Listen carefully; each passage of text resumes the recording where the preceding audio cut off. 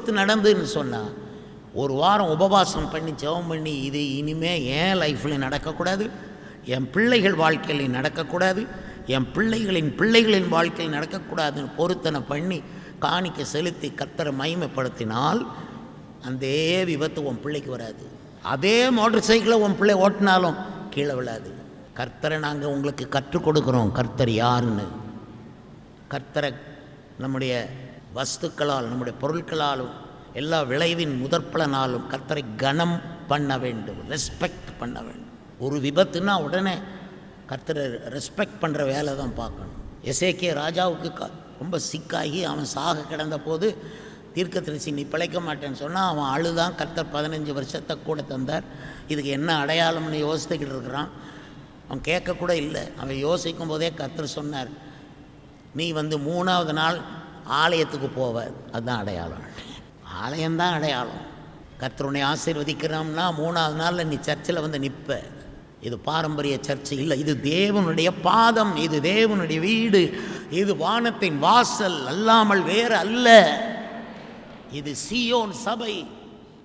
நீங்கள் இருக்கிற இடம் அக்கினியான இடம். நீங்கள் இருக்கிற இடம் வானவில் இருக்கிற இடம். உங்கள் மேலே வானவில் இருக்குது, சுற்றி மலர்கள் இருக்குது, நீரோடைகள் இருக்குது. கையெல்லாம் உயர்த்துங்க, 2 கையும் உயர்த்துங்க. இந்த கையை கர்த்தர் ஆசீர்வதிக்கட்டும். கையெல்லாம் உயர்த்துங்க. ஆண்டவரே இந்த கையை நீர் ஆசீர்வதியும். அடுத்த கையை நம்பி நாங்கள் வாழக்கூடாது.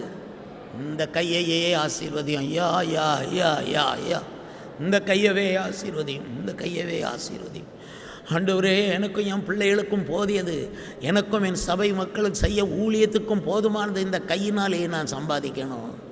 ஹல்லேலூயா ஹல்லேலூயா ஹல்லேலூயா. உங்களுக்கே தெரிந்தபடி எந்த வெளிநாட்டு பணமும் நாங்கள் வாங்கி உபயோகிக்கிறது இல்லை. உங்கள் கை, என் கை உயர்த்தப்பட்டிருக்கு. இந்த கை சம்பாதிக்கிற சம்பாத்தியத்தை வச்சு இந்த ஊழியம் வளரும். அடுத்து நாம் செய்ய வேண்டியதெல்லாம் நம்ம செய்வோம், ரகசியமாக செய்வோம். அல்லேலூயா அல்லேலூயா.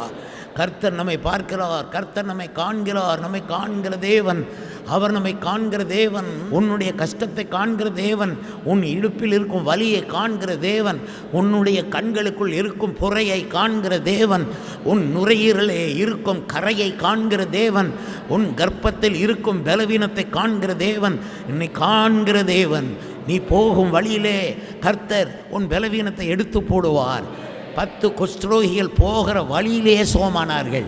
இந்த ஆலயத்தை விட்டு நீ புறப்பட்டு போகிற வழியிலே நீ சுகமாவாய், சுகமாவாய், சுகமாவாய். துதியின் கோட்டை ஆலயம் புதிய பேருந்து நிலையம் அருகில், திருநெல்வேலி 620007 தமிழ்நாடு, தென்னிந்தியா. இணையதள முகவரி www.fortopriceministries.org.